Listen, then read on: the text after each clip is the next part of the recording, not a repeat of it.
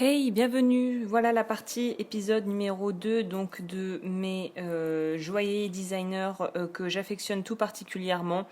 Comme la première fois, liste non exhaustive, il y en a plus, mais bon, j'ai essayé de faire quand même quelque chose qui soit cadré et de vraiment sélectionner ceux qui me paraissaient être les plus intéressants, soit du point de vue, tu vas le voir au niveau marketing, la façon dont ils ont réussi à faire monter leur marque et la faire perdurer, et d'autres sur l'aspect plus donc du coup esthétique et technique niveau bijouterie, joaillerie. Donc on va sans plus tarder commencer. Si tu n'as pas vu l'épisode précédent, tout sera dans la barre d'infos bien évidemment. On va commencer avec Chris Eyre. Donc Chris Eyre Beverly Hills, c'est en fait, ils sont par ordre alphabétique. Pareil que dans l'épisode précédent, c'est beaucoup plus facile pour moi de faire ça dans l'ordre.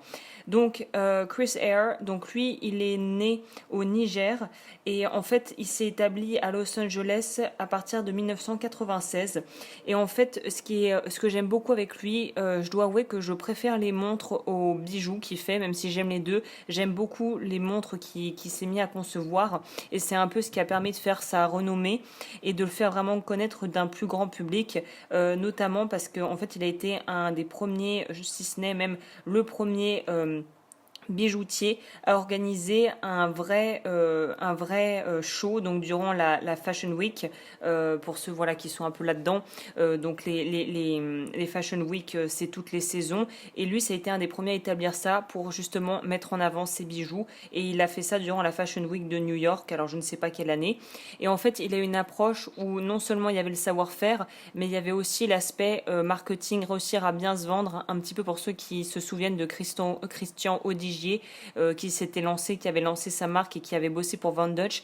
Il a un peu cet esprit très entrepreneurial, qui lui a permis de non seulement s'implanter donc en Amérique, notamment à LA, et en plus de pouvoir faire un réseau former un réseau de personnes qui ont pu permettre de pouvoir promouvoir sa marque, notamment en travaillant beaucoup avec des personnes d'une certaine notoriété qui portaient ses bijoux. Et c'est comme ça que ça a décollé pour lui. Et donc ce que j'aime beaucoup, c'est le côté entrepreneurial et vraiment où il a su vendre son savoir-faire et trouver un moyen de pouvoir le marketer de manière vraiment intelligente. Ensuite, nous avons Daniela Villegas. Donc elle est basée aussi à Los Angeles, mais je crois qu'elle est d'origine mexicaine. Et ce que j'adore, c'est qu'elle est très inspirée. Bon, moi j'aime beaucoup les artistes qui font voilà, qui font en tout cas les bijoutiers qui travaillent avec tout ce qui est nature. Et elle, en fait, elle a commencé. J'ai découvert son travail grâce à une série de bagues qu'elle a réalisées avec des scarabées en fait. J'ai adoré le concept. Comme tu peux le voir là, c'est que des bagues, et j'aime vraiment beaucoup ce qu'elle fait. C'est hyper coloré, c'est vraiment, enfin moi je trouve ça vraiment sublime, il n'y a pas grand chose à dire d'autre. Là c'est plus l'aspect, donc du coup moi ce sont les pièces qui me parlent et que je trouve très intéressantes et voilà, qui sortent du lot quoi.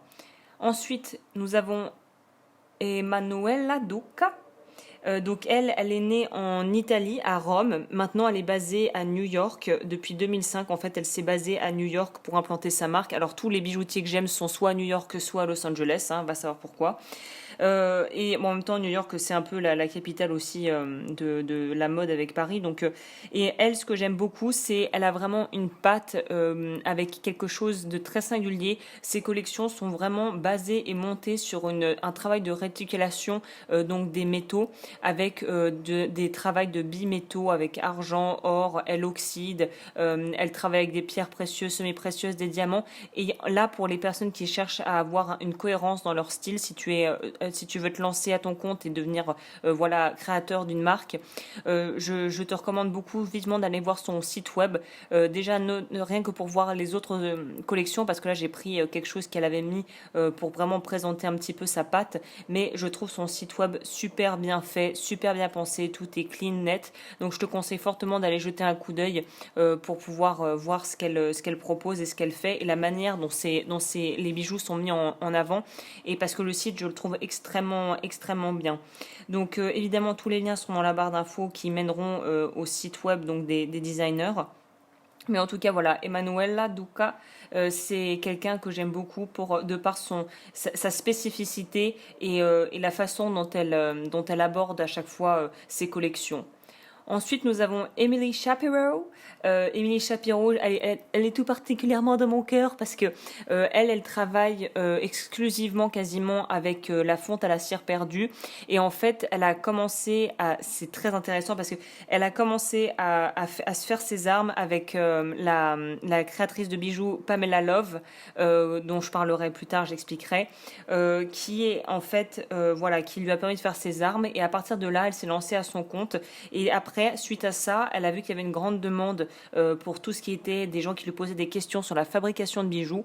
Et elle a lancé donc de là un premier livre sur la fabrication de bijoux, un deuxième sur comment vendre sa marque et un troisième, donc sa marque de bijoux j'entends, et un troisième je crois sur la fonte à la cire perdue, comment travailler tout ça.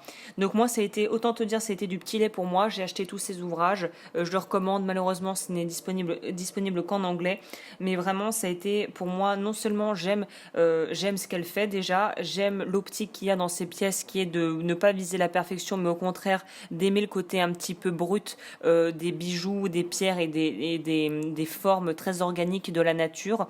Et en plus, elle a partagé le savoir et elle a réussi à faire quelque chose d'accessible à tous en des ouvrages qui sont quand même assez consistants dans la quantité de savoir qu'il y a à l'intérieur, mais qui reste digeste et à la portée de tout le monde. Donc vraiment, j'ai même fait des reviews, si tu veux aller regarder sur ma chaîne, de un ou deux de ces bouquins, parce que je les trouve vraiment très bien. La suivante, c'est alors là, je ne sais pas comment on prononce ça à l'anglaise. Irene Neuwirth ou Neuwirth, je ne sais pas comment on dit ça. Alors elle est, je crois, américaine de souche. J'aurais presque tendance à dire, je crois qu'elle est même, c'est une Angelinos, comme disent les Américains, les de Los Angeles. La base, sa marque est basée à LA depuis 2000. Elle a lancé son affaire en 2000. Elle a gagné des prix. Sa spécificité, c'est comme ça que j'ai découvert son travail, c'est parce qu'elle travaillait beaucoup avec les opales et des pierres précieuses qui sont assez délicates à travailler en règle générale. Et j'ai tout de suite accroché avec l'esprit. Alors c'est pareil, c'est très spécifique. Elle travaille beaucoup avec les opales. C'est très haute joaillerie, joaillerie fine. Là, elle s'est mise à faire des bijoux avec des pierres qui sont donc gravées et qui sont sculptées, mais elle arrive toujours à se renouveler tout en gardant vraiment une cohérence dans ce qu'elle propose et je trouve les bijoux assez magnifiques. Là par exemple c'était une sélection j'adore les lockets, comment dit-on ça en français, les médaillons, voilà, qu'on peut ouvrir là où tu peux mettre des photos. J'adore ces trucs, donc autant te dire que là ça m'a parlé. Et il y a vraiment un savoir-faire, et puis elle a des idées, et puis elle est bien implantée dans le milieu, elle est assez réputée, et elle arrive toujours à faire des choses assez surprenantes tout en restant vraiment dans ce qu'elle sait faire, c'est-à-dire vraiment l'association de pierres, et notamment en travaillant principalement sur les opales. Le suivant, James Banks Designs. Donc ça, c'est encore une marque qui est basée en Californie du Nord. Ça a été en fait, cette marque a été fondée par A.D. Weiser, Fink et Adam Schulman. Donc en fait, voilà, tous les deux ensemble, ils se sont lancés dans cette histoire de lancer une marque en utilisant, ils utilisent en fait, j'ai vu sur le site web, des matériaux recyclés au maximum. Donc j'aime bien aussi cet aspect-là. Et leur spécialité, c'est comme tu peux le voir, les papillons. Ils font beaucoup de pendentifs papillons qui sont super beaux. Et à droite, alors ça, c'est mon coup de cœur. Si quelqu'un veut me faire un cadeau un jour, ce qui est bien, c'est que j'ai pas du tout des expensive taste, hein, mais des goûts de luxe.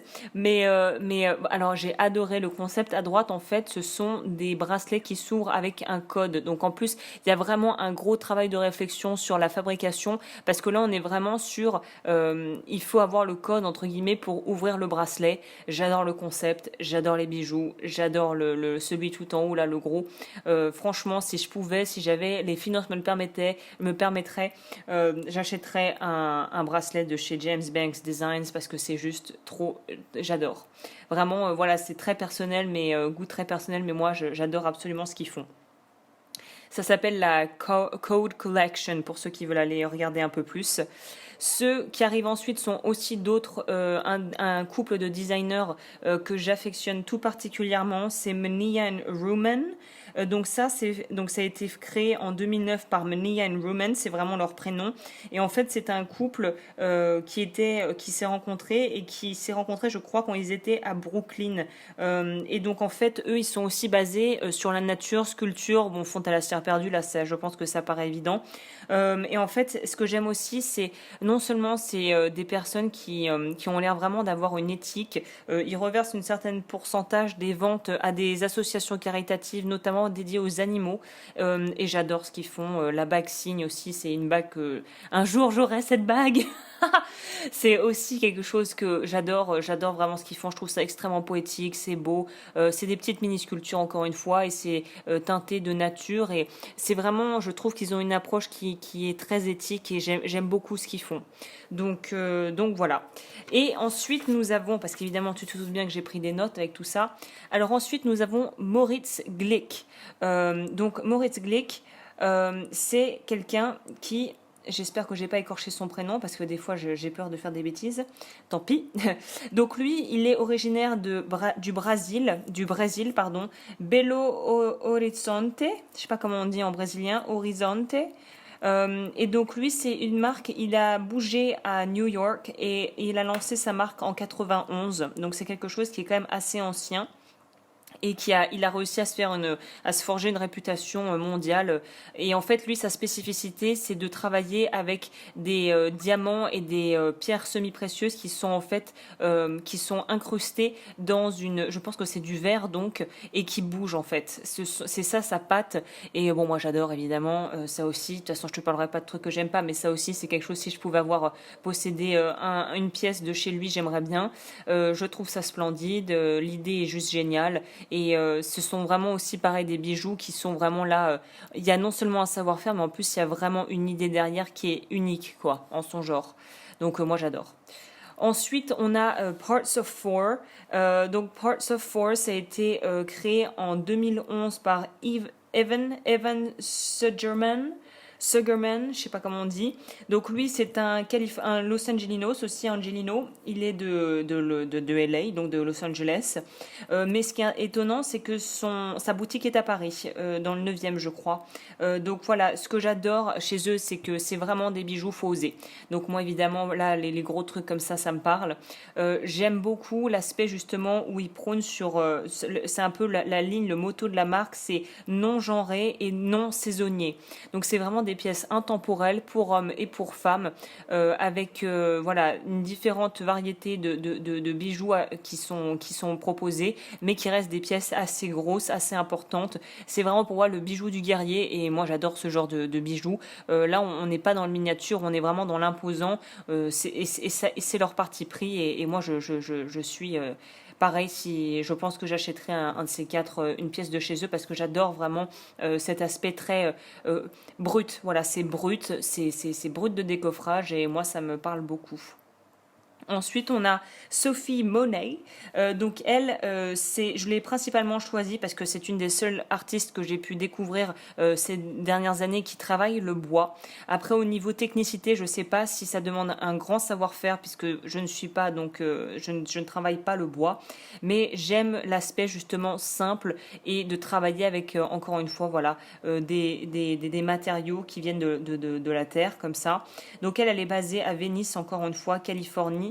Et donc, comme tu peux le voir, elle fait des choses très épurées. C'est une touche minimaliste, tout en étant parfois assez moderne dans certains de ses designs. Notamment, là, j'ai pas pu mettre, mais il y avait plus de place. Mais elle fait des boucles d'oreilles avec des perles, des pierres semi-précieuses. Elle a aussi monté des bracelets avec des turquoises. Et j'aime beaucoup ce qu'elle fait. J'aime beaucoup son travail. Bon, très LA style, hein, faut l'avouer. Mais moi, j'aime beaucoup. Et le dernier, alors là, je ne sais pas comment, il est américain, Spinelli, mais ça a l'air très italien pour moi, mais bon voilà, je me trompe peut-être. Donc la marque s'appelle Spinelli Kill Colin.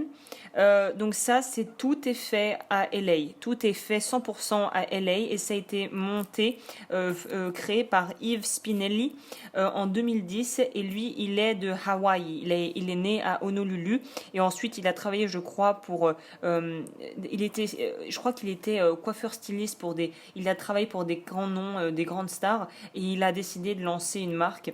Et alors pareil, alors ça je veux une bague de chez lui. Là je t'ai montré une petite sélection donc des bagues qu'il propose. Et là pareil, concept très clair, très défini. Lui, il est parti sur une idée voilà, d'assembler des anneaux et de les lier entre eux. Et en fait, si tu vas sur le site web, tu peux voir qu'en fait, on peut porter les bagues de différentes manières. On peut en mettre une à chaque doigt, ou on peut vraiment. Ce que j'aime, c'est le côté modulable et changeant du bijou qui peut être réinventé en fait en permanence en fonction de comment tu veux le porter. Et pour moi, ça, c'est un des gros points forts de ce qu'il propose. Et peu d'artistes bijoutiers, je trouve, sont capables de faire ça. Donc, j'aime beaucoup. On me demande beaucoup ma bague au petit doigt que je mets tout le temps dans mes vidéos avec 3 anneaux liés par un petit anneau en or. Bah voilà, moi je me suis inspirée de lui, j'adore et voilà, j'aime beaucoup ce concept de bijou qui peut être réutilisé et qui prend vie de manière différente à chaque fois qu'on a envie de le porter. Donc vraiment voilà, j'adore ça, j'adore aussi. Donc voilà, bah écoute, j'en ai fini pour les designers que j'aime beaucoup, donc qui sont plutôt en indépendant. Et j'ai un petit bonus, la dernière vidéo, je la consacrerai à 4 designers qui ont vraiment eu un impact et j'expliquerai pourquoi et pourquoi j'aime leur travail. Donc voilà, bah écoute, j'espère que cet enregistrement, cette vidéo t'aura plu.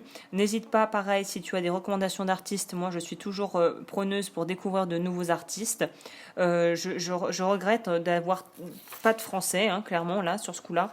Mais bon, voilà, si vous avez des artistes français qui font des choses sympas, n'hésitez pas à me partager ça.